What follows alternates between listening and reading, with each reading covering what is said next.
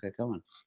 Great. Wow. And we've multiplied. We're up to 10. Yes, always good. Always good to see the viewers pour in. So, good morning, good afternoon, good evening to wherever you are. Welcome to LeapChat number 3.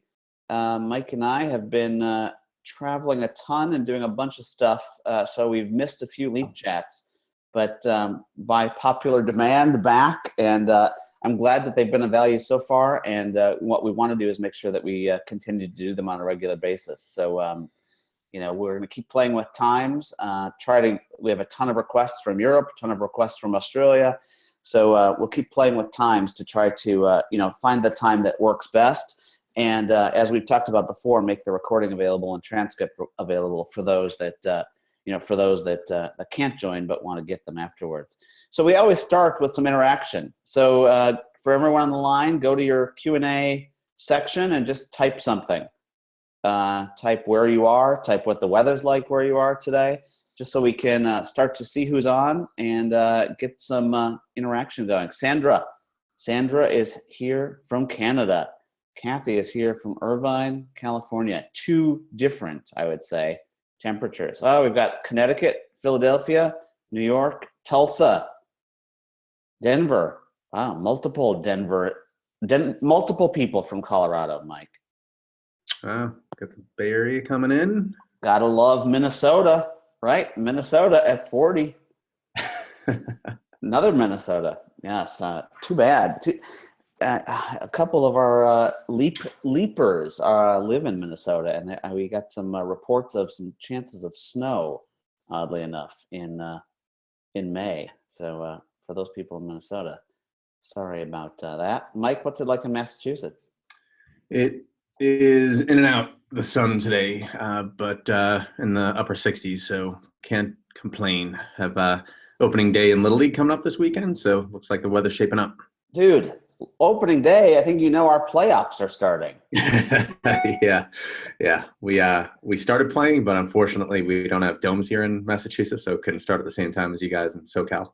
Multiple sides. So guys, we've got the Q&A question. Let's go ahead and move over to the chat from now on for our internal, just Mike, you don't like Mike's glasses comments, and we'll keep the Q&A open to the real questions about HR tech and HR and branding. So that takes us, I know Atlanta checks in lastly. So that takes us to our topic today, which is marketing.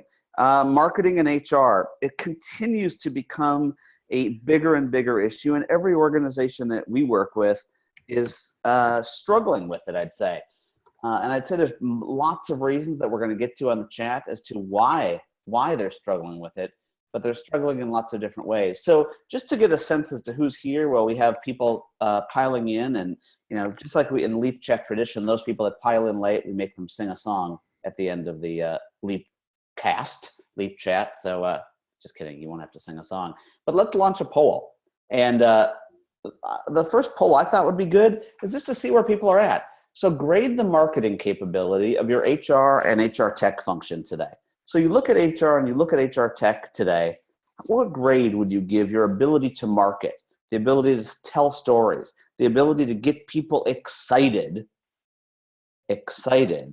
about using HR processes, HR tools, and things that face the workforce? Mike, while this voting is going on, what do you think? What do I think the results will be, or? No, just what do you think about the day? No, of course, what do you think about the results? I'm optimistic today. I'm thinking we're in for a bouncing B. I say that with tongue in cheek, but I'm pulling for everyone here. Good. Well, we have a few more people to vote. By the way, for those people that aren't voting, we're watching you. So this is not, no one's going to get back to you. No one's going to call you and say, why did you put a C when you're really a B and stuff like that. So make sure your vote gets registered. So Mike, just like you kind of predicted, it looks like the C's have it today. Okay.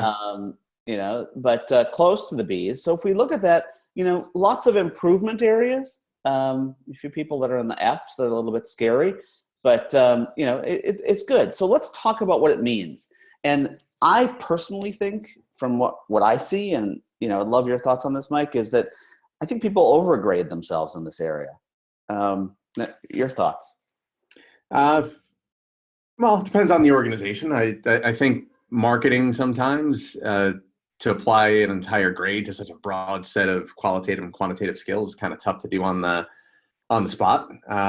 But I think for those folks who may naturally think, well, we're good at attracting talent and using our employees, let's say, as brand and ambassadors when doing things like campus recruiting, or we've got an employee referral program that really seems to have taken off when there's been concentration in marketing investments in one area of HR. Some folks might grade themselves more highly with that bias when point in fact after an employee is hired, the marketing efforts steered toward them from whether it's a learning and development perspective or an OD perspective or a performance management perspective. Maybe things don't quite live up to the expectations or the realities of the candidate once someone is hired and becomes an employee. Yeah, yeah. And Mike, I mean, one of the things that we're doing a lot of right now is this concept around workforce experience and building visions and strategies for the workforce experience. Yeah. So when we think about the workforce experience, I mean, one of the things that I talk about a lot is that most of experience is marketing. Unfortunately, so many people think about workforce experience as just the user experience or just the user interface, I should say, excuse me. And workforce experience is so much more than user interface. The user interface is just the piece of technology that we touch. But to truly create that workforce experience, it's a combination of branding and getting people excited and having processes that truly suck people in to make it not a transaction, but an interaction. There's so many things that make up that workforce experience where marketing is required, yet oftentimes we say that we look at the user interface of the solution and say, that's what's going to create that experience. Any thoughts?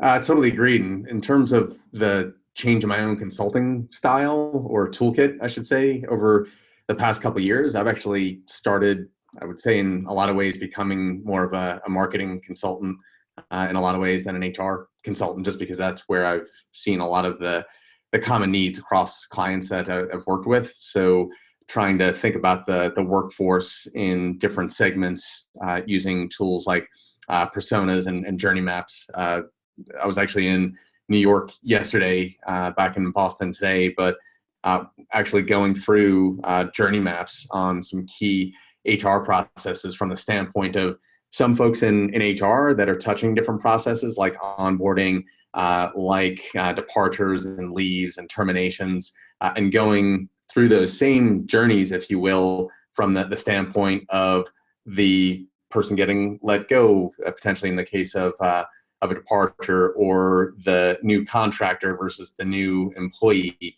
in the context of onboarding, and really trying to piece together from the current state what's working, what's not working, are we targeting people in the right way, and establishing who the personas even are before we get started down these journeys. So kind of what are the segments of the workforce that are of a critical enough volume to target and treat as a market segment, if you will, and then get into the individual process areas, much like someone would when planning campaigns for a particular product offering that they've got, or when they're entering a new market, and then using those findings after profiling these personas, their various experiences, and these the current forms of these journeys, which may have been designed 5-10 years ago, before then turning the page and saying, okay, for each of these personas, what can we now do to enhance these processes? So before we get into the process design, we're going through and actually segmenting the market, the internal market, if you will,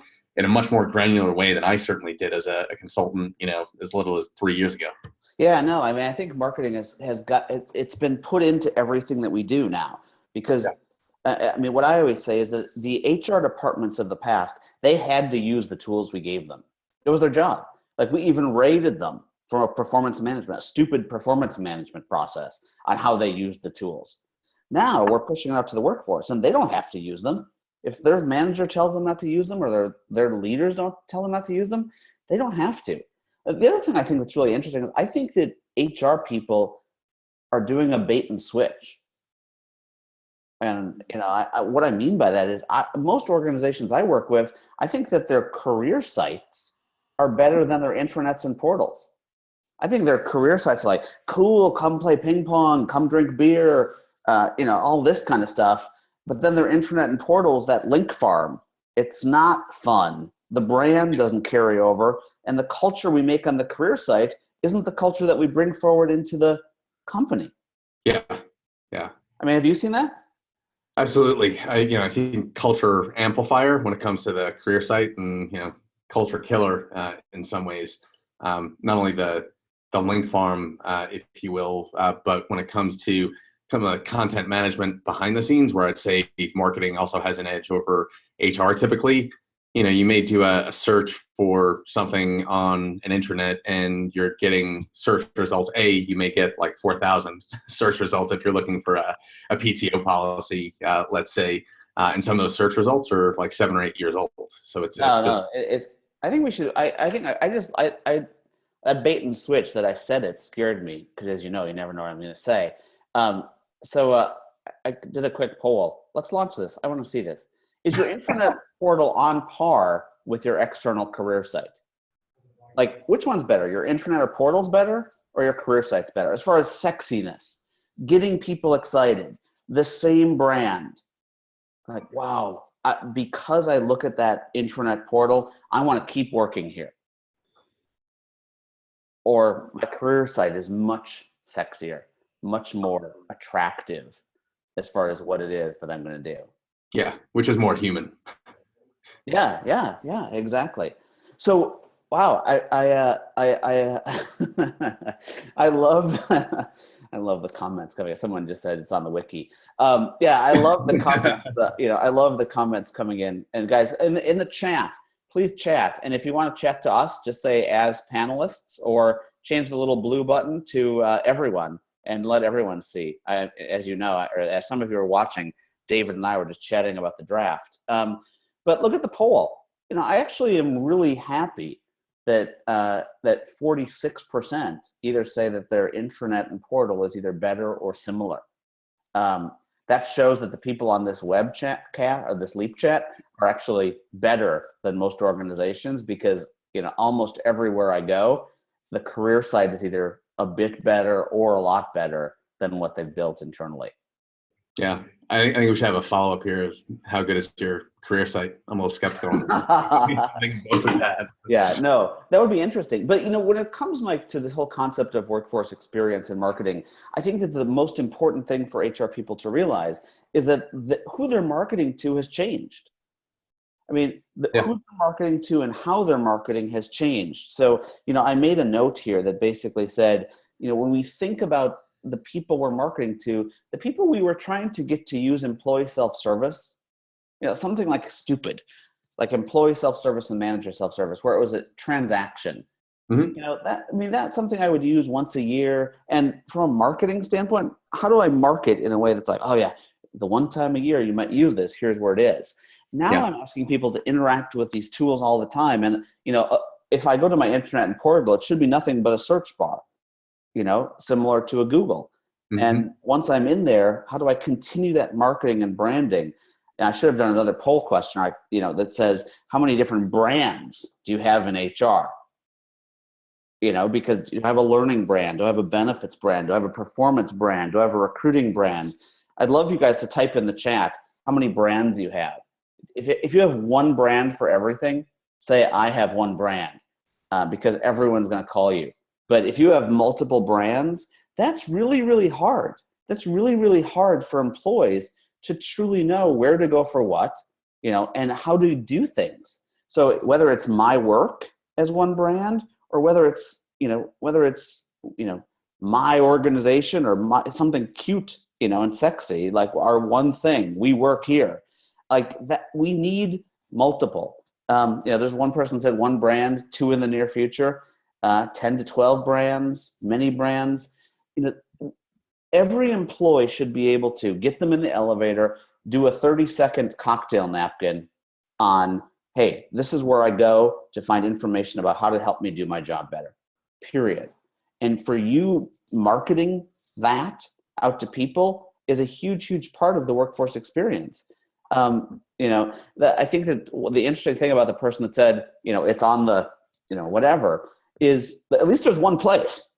Maybe it's not branded the way it should be, but at least there's one place where I know where to go. Doesn't mean I can find it once I'm there, but at least there's one place to go. So I think that everyone's saying multiple brands. And if you think about it, I've been watching multiple brands on Amazon lately.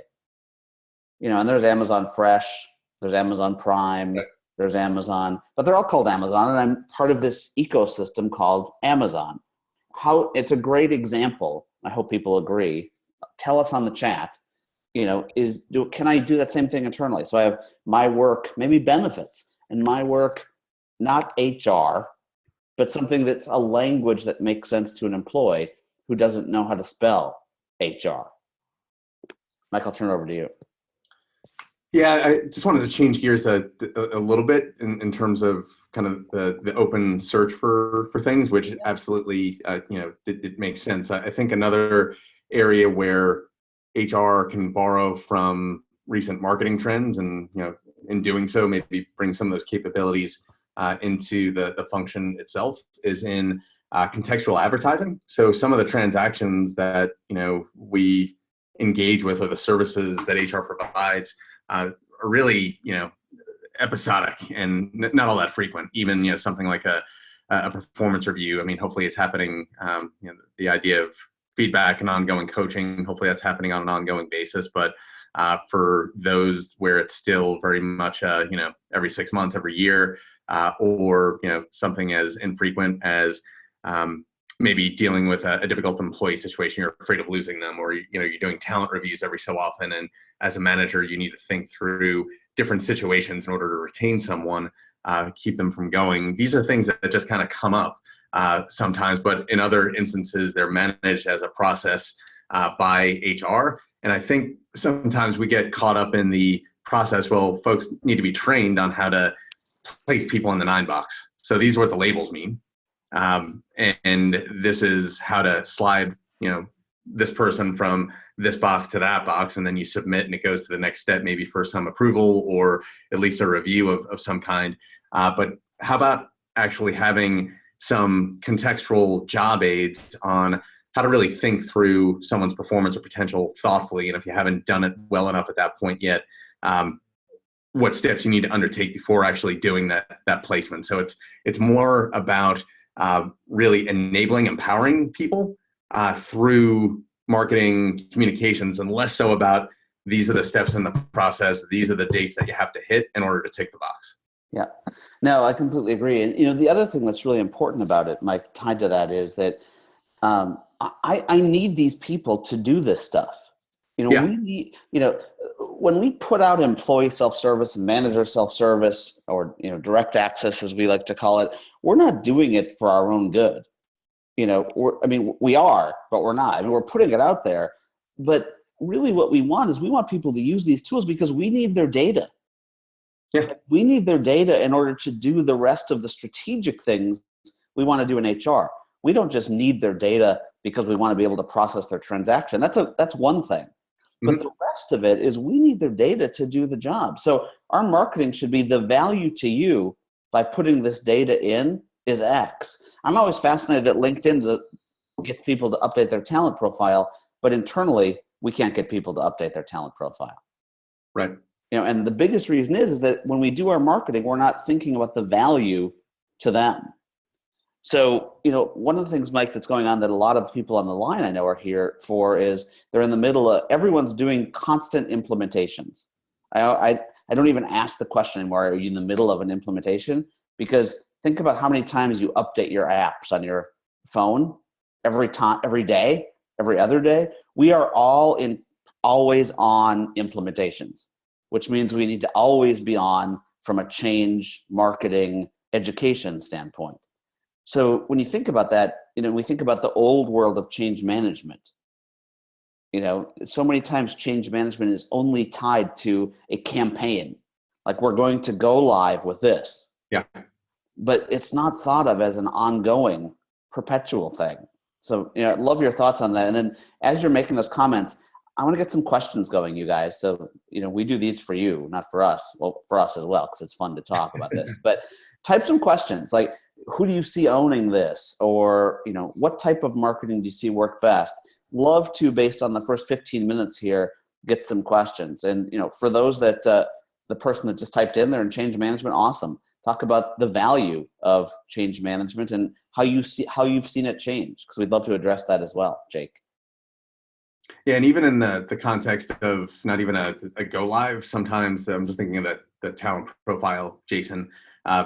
Some organizations will roll it out because they're integrating a merger or a major acquisition, and they're looking to allocate people geographically by skill set in a way that's optimal to the organization, which is fine. I mean, there's a business purpose behind that, but then how are you leveraging that asset going forward from a career development perspective, or for the next merger or acquisition, which is somewhat unpredictable. I mean, so the idea here is when you've got an asset like that, if it's solely about the organization, it's never going to sustain itself.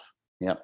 I think, the obvious benefit of LinkedIn is that, people are networking, people may be looking passively or actively. And, if the organization is providing as much potential value, as much promise as LinkedIn does, then people are going to use it. If it's simply about HR getting your data, as you put it, granted, we need it, but if there's a tangible benefit or promise of a benefit to the employee, to maybe even the contractor, we've started consulting with clients about talent marketplaces that are not just limited to employees, but involve contractors, involve alum coming back as contractors, and in some cases. So really think about it broadly and think about it from the standpoint, again, of those different personas, how you're targeting them, what's the best way to message to them in order to get them to transact. Yeah, no, I think it makes sense. And the other thing that's funny, so I was looking at some of the chat that's coming in, someone said we're still in the old world, about to implement a new system, which will see us move to quarterly updates. Quarterly updates and a new system, that's the technology. Sorry, right. I got a little excited there, Mike. That's the technology. But when it comes to process and it comes to messaging, that shouldn't be quarterly. Like, whether you're on a new system or whether you're an old system, whether you're not even rolling out any processes, or any technology, you need to be marketing what it is that you're doing, because that's what's driving culture. And by the way, that's what people are putting on Glassdoor about what it's like to work in your organization. If you tell someone 10 times in a month that you offer a great culture, your tools are easy to use, your processes are designed for them so they can do their job easier, and you tell them that, guess what they're going to put on Glassdoor? What I just said. If you tell them nothing, or you only market to them around system deployments or system upgrades or stuff like that, they're not going to see as what you're rolling out as an experience or a program. They're going to see it as a dumb piece of technology. And that's been the biggest issue with HR and human capital systems for decades, is we focus more on the technology than the impact of the technology on the people. So don't market the technology, market the impact of what you're doing on the people. And even for those people that are about to start deployments, that's the best time. Like, I always think about movie premieres. Like, if you're 12 months out or you're 8 months out, get the buzz going, because that's what's going to get people excited.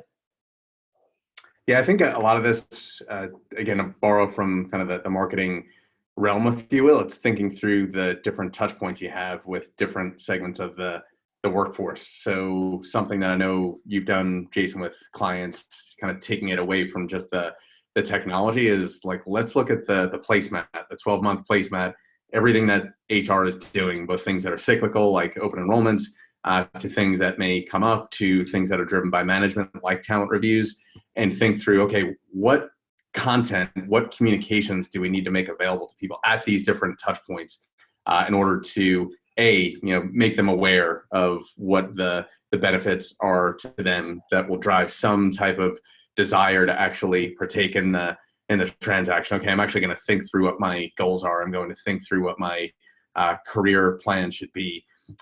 Then to drive in terms of the system stuff, yeah, you do need to drive from a process perspective, how to get from point A to point B. It should be relatively simple. I mean, in terms of the technology, we're in a world now where, thankfully, a lot of consumer design is starting to find its way into HR workforce related software.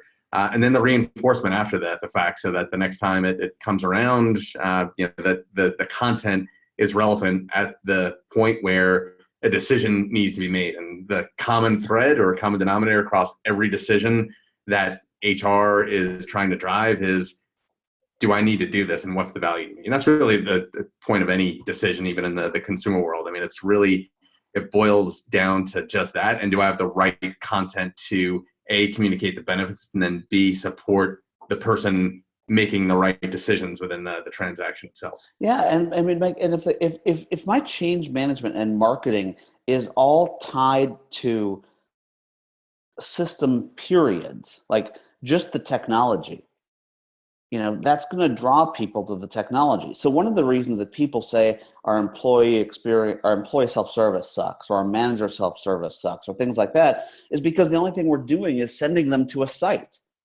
We're not giving them context into how we're doing, why we're doing, and the overall impact to them of what it is we're doing. The other thing is that that concept, and I really love the chat going on. Marketing of employee self-service once a decade, like, you can't market anything once a decade. I mean, I understand that's what's happened in the past, but and there's another comment that will tie this into about the information overload. There's so much messaging going on. You want people to know that they have, just like your kids have Google. It sounds so weird to say, but just like your kids have Google, ask them a question. If you don't know the answer, what do? You Google it. My son's homesick today. I said, Ben, please make sure that you're working on your math, because I don't want you to fall behind in your math. He's like, okay, I'll go online, and then instead of watching the teacher teach, I'll find some videos. I'm like, where are you going to find those? He's like, oh, just Google it. So he's looking at algebra, 6th grade algebra, online while he's homesick. Like, that's all they know is how to Google it. So we want our employees to know they have one place to go. And there's that cushion for them, no matter what situation they're in, they know. And it shouldn't be, I have to call. So, marketing the whole is great. And then when it comes to the once a year or once a decade type stuff, they know it's there and they're going to go look for it. But, there's a huge, huge message here that says, if I'm still training people on how to use the technology, my system's too hard, period. If I'm still training people, my system's too hard and they're not going to use it. So the question then is, how do I market to them to get them over the fact that my system might be difficult? Does that make sense? How do I market to them to get them over the effect? Just one quick story, Mike, I'll turn it over to you. I went to Russia about 8 weeks ago, and applying for your visa to go to Russia is the stupidest website I've ever seen. It is so bad. But guess what? The only way I could go to Russia was to go through this. And, they sold it to me. I was like, sorry, no other way to do it. We haven't done that in HR. We said, oh yeah, our user experience isn't good. We know, well, you can call, and we have, we'll give you a break and we can do this. Like, we need to get people understanding that we will continue to work on the user experience. But at the same time, we're not going to give them 19 different ways.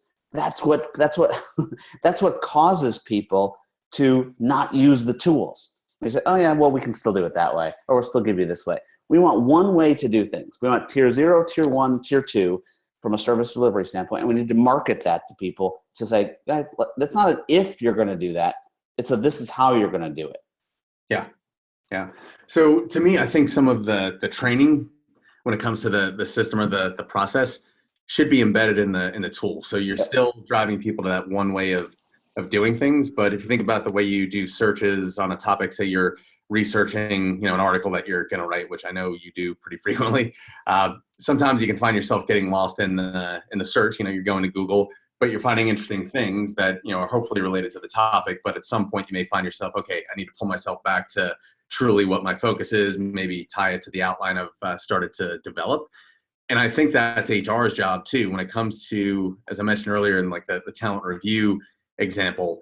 If I'm being trained on anything at a process step and there's content to support me, is to support me in being better at doing what it is I'm there to do. Some processes are so simple you don't need it, but some processes do involve critical thought that, manager toolkit comes up, I think, in every new process design I suggest to a client. Okay, what are we actually doing to enable the manager here, which is absolutely the right call to be making when you're doing the process design. How are we actually going to enable the managers to do it? And oftentimes it's not, let's put up a manager toolkit, on the wiki, which is in itself a mini link farm.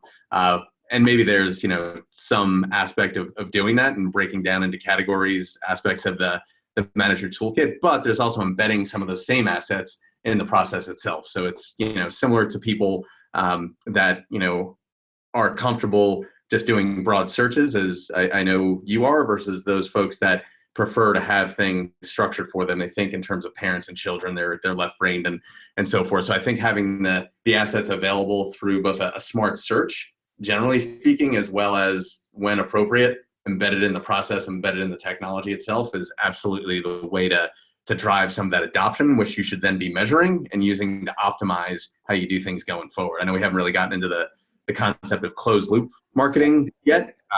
Not sure if it's the right time to turn the page, if you have anything else to share on this, but just wanted to kind of plant the seeds, if you will, around analytics and so forth, which is a whole other area of marketing that we haven't gotten to yet. Yeah, well, no, I mean, like, one of the things that I think is interesting, and you can tell based on some of the chats that are coming in, and I think this one summarizes what I'm about to say perfectly. It's been in the HR organization for a while, and it's frustrating and disappointing that outside of the implementation itself, there's not a lot of funding allocated to marketing. And the interesting thing to me about that, for everyone here, is that we oftentimes don't ask. Like, have we asked, and have we actually made that ask? We only ask for change management help during an implementation. Mm-hmm. We only ask for marketing support during an implementation. Because, once we're live, then okay, cool. Then we're started. We don't need anything else. That's the biggest pile of bull possible right now. Like, once you're live, you need more. You need more in order to keep people excited and keep people interesting. So, I would say to the person that's frustrating and disappointing, A, the world has changed. B, our audience has changed drastically. So I truly have to, hey, Ryan, welcome. So we have to truly think differently. Another one of our leapers joined. And then 3, within every HR function, I need to have someone that's focused on marketing. Yeah, I'd be curious to get some chatter going on that, whether or not from a staffing perspective, if folks in the audience, maybe some of them are HR marketers themselves, are playing a marketing function within HR. I would just love to see in the chat if there's been an uptick at all at your organization of either hiring people with marketing skills or cross-training existing folks to play kind of a marcom function within HR. Yeah, and what's interesting is that it shouldn't be just tied to an implementation. It's not tied to a project. It's tied to an ongoing program. So first comment comes in, Mike, they work in government, environment, investment in people hasn't been on the top of list, but and that's, that happens in waves in organizations. But if we think about all of who has marketing in HR? And is it working? I'd love to just say yes or no. Is it working or not working? Yeah, so I'm looking at some of the chats come in. Yeah, I mean, most organizations don't have marketing. Yeah. That's consistent with other LeapChats we've done. We did one that was focused on skills and HR and some of the skills areas that we view as critical to being an HR function in the future of work. So if HR is going to survive, are we looking at, a function that's adapting to the times? And some of the skills that we discussed during that LeapChat were things like being able to still tell stories with data, to communicate change and benefits to the workforce. And across the board, the grading was pretty poor. So I think folks were a little less rosy than they were on some of the polls that we had here. Speaking of polls. Yeah, I just launched one, Mike, because I think this is really interesting. So many times I work with organizations, and by the way, look at the way this poll is worded. Have I had an HR tech or process deployment that has been suboptimal? Because realize you might not just be rolling out technology. Technology is not the only thing.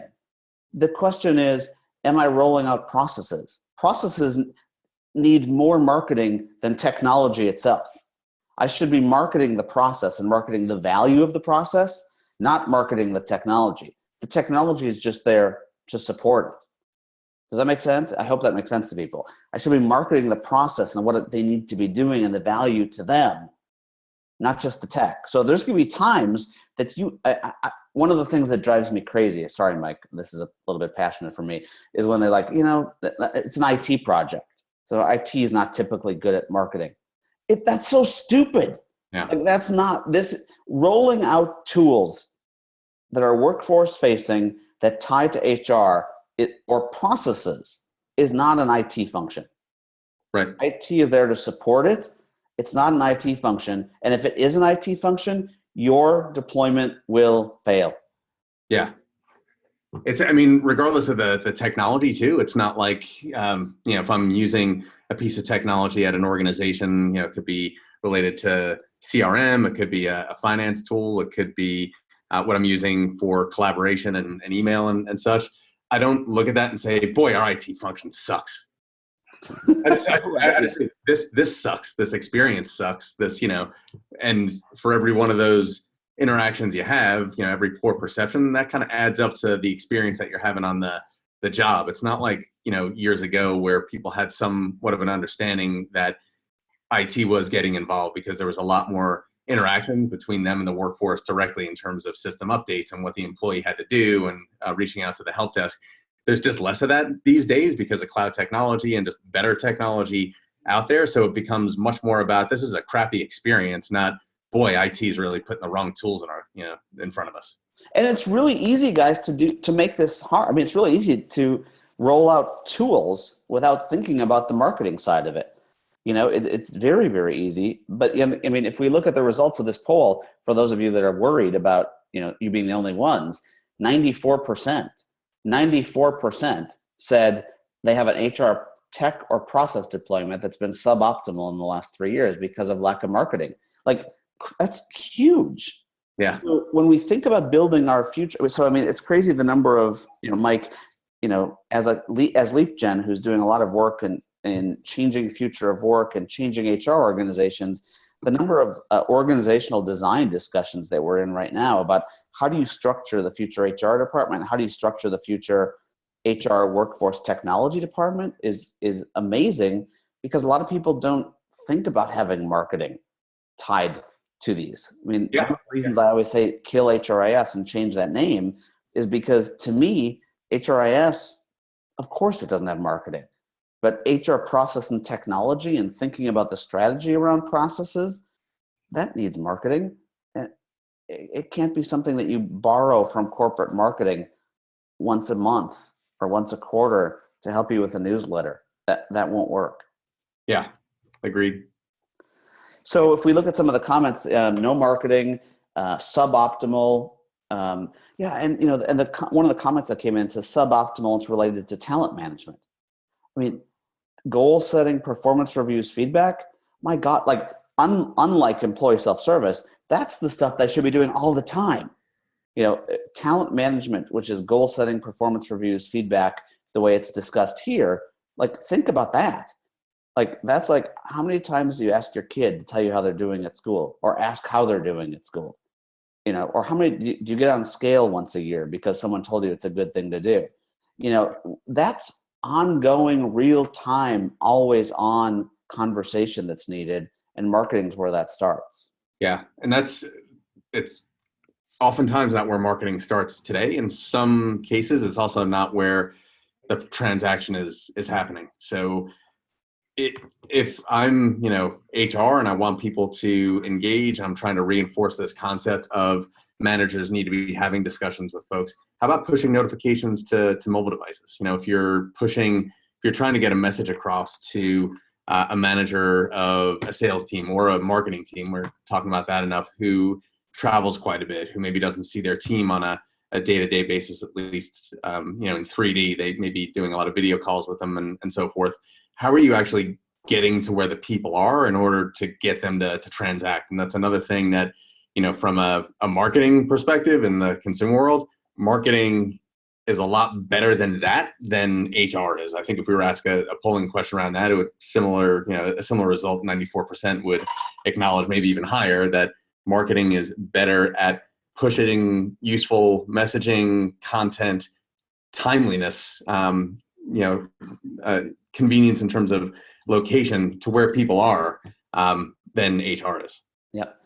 Mike, there's another question that came in that I think is really interesting. And, as you know, we've been doing a lot of work around employee service delivery, HR service delivery. How do we deliver things to people? The question is how do you market employee or HR service delivery? And I want to jump on it, but I'm going to turn it to you. But I think it's an interesting discussion.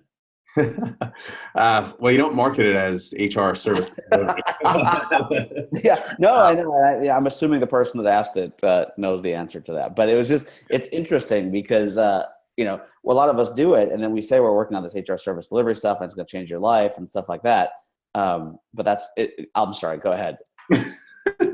Well, I guess, to senior leadership in the organization, you may want to position it that way. If it's HR, thinking, I guess I'm in the mindset of once every 10 years now after looking at some of these employee self-service comments. But if you are trying to change the perception of HR as a better consultant to the business, I can see maybe positioning things from an HR service delivery perspective. We are your performance consultants, where your employee bases or workforces, career consultancy, your talent agency. I mean, that I can see from a branding perspective, maybe tying to HR, but even in doing so, I've kind of gotten further and further away from using the HR function. So I think positioning service delivery with the workforce, regardless of level, is about what value you're providing at that particular time. So you may undertake a service delivery initiative where you're starting to move some transactional services to a shared center, and maybe rolling out some self-service, a knowledge base of some kind.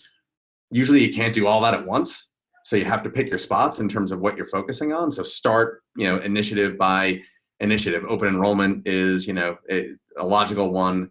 It's a logical place to start in terms of doing that. I mean, you want to get it right. Obviously, you can have high stakes there, but the idea being that you want to hit people not only in the right location, but at the right time, as I mentioned. So figuring out, I mentioned the placemat earlier, what does HR need to support from a service delivery perspective over the next 12 months? And then what are we doing to enable it, A, but B, communicate and enable the workforce to take advantage of?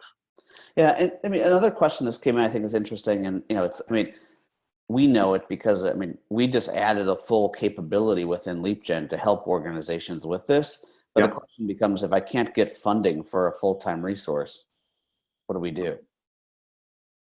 A full-time resource for what? Marketing. Sorry. Oh, for marketing. If you can't, then contract for it. If beg, borrow, steal from your marketing group. Upskill the people you have. I mean, if you're undertaking an HR service delivery, initiative as an example, chances are you're going to be freeing up someone's time because they're not digging into the transaction as much.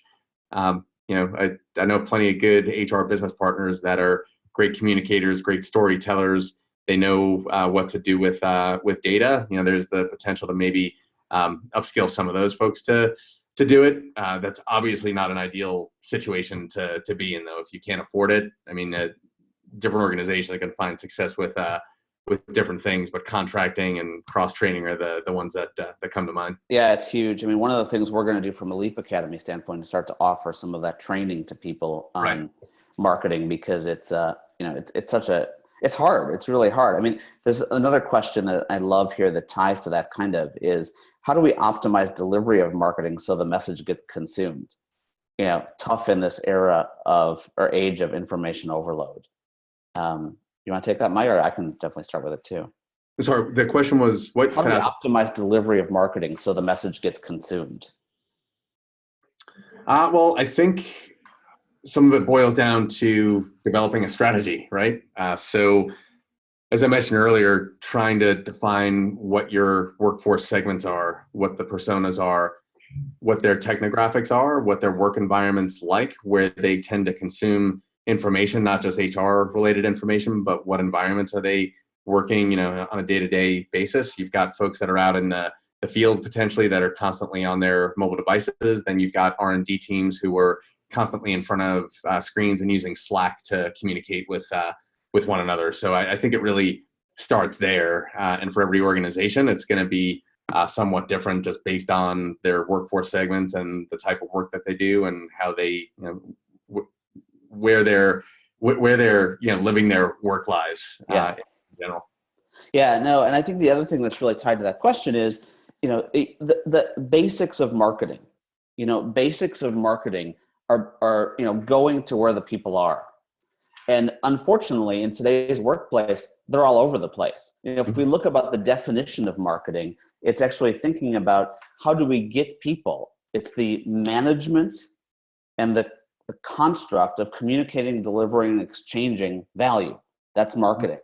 So how do we do that? We have to understand, like Mike said, where our people are, what they're doing, and then how do I deliver it in a way? I mean, I 2 weeks ago, and someone's going to laugh at this, I was in an enterprise that we're working with, excuse me, and they had something above the urinals in the men's room. Now I don't know what they have in the women's room, but but in the men's room that said potty talk, POTTY, potty talk, and it was funny. It was interesting. It was all marketing from why is it valuable to work here? Communications about what's going on in the organization, things like that.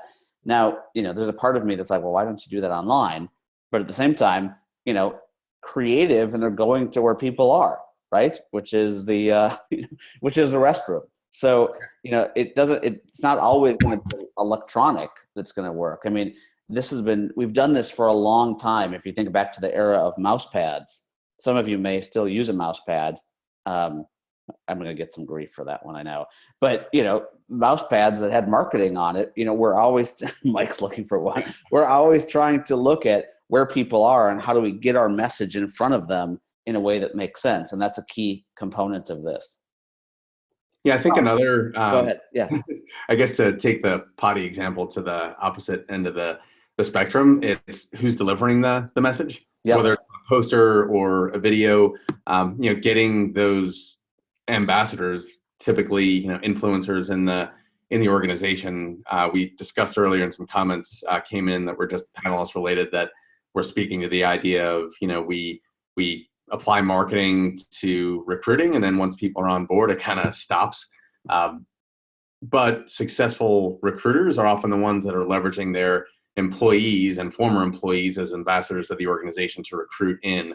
The same is true when it comes to delivering messages to the existing workforce on using something, whether it's a new, goal setting, goal management process, or some collaboration tool, or take advantage of these benefits. The voice of customer. Some of the best organizations out there will take in, voice of the customer research, so to speak, through pulse surveys and the like. But then what are they doing with it? And to actually say, okay, we're now rolling out these new benefits related to family care, because we've heard from a number of you that you're of the demographic that you're starting families for the first time. We're in a mobile organization, so we've got a lot of folks that are kind of coming and going, are living in neighborhoods that they didn't grow up in. Their families are thousands of miles away. What are you doing to find backup care for your child? Things of that nature. Who are you more likely to listen to in terms of the messaging? Is it a sign above a toilet? Maybe, if that's where people are. In other instances, I think having influencers in the organization act as those ambassadors for the organization. HR may be the enabler, but the ambassadors are the ones that are going to get the message across most clearly. Yeah, no, completely agree. I think, Mike, one other thing that's real quick that I want to make sure that we hit on is the concept of doing that marketing for the future of work. And the question came in around, is this how much of this is tied to future of work and how much of this is just day to day keeping the lights on. I mean, what you want, I mean, I'm going to answer it first. I mean, what you want to do is you want to frame this. You want to frame it in a way that gets people excited.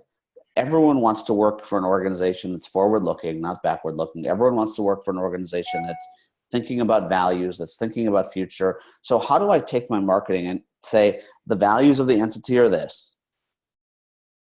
The value of what it is I'm trying to push out is this, not to me, but to the employee and manager.